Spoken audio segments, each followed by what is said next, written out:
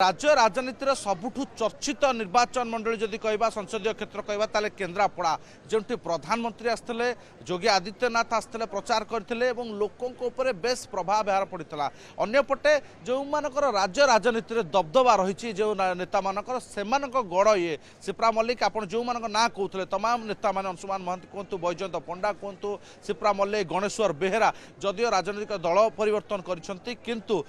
से दबदबा एवं रही तेणु निर्वाचन भोट्रे केते प्रभाव पड़ी आज गणतरी ता स्पष्ट हो राज्य सारा जो निर्दिष्ट भुवनेश्वर कटक को छाड़दे अन्य स्थान में स्टाडियम ही नाला से केन्द्रापड़ार विभिन्न ब्लॉक रे स्टाडियम देखा मिलूला और जो पानी आज वसुधा नाम परिणत कले राज्य सरकार से पानी टांकीर प्रथम काम आरंभ करते बैजयंत पंडा संसदीय क्षेत्र में विभिन्न ब्लॉक रे पानी टांकी दिया जेहेतु समुद्र पाख अंचल एटी आयरन वाटर देखा मिले से पानी टांकी ये तमाम प्रसंग और रेल लाइन प्रसंग को लेकिन निर्वाचन मैदान को ओह्लाई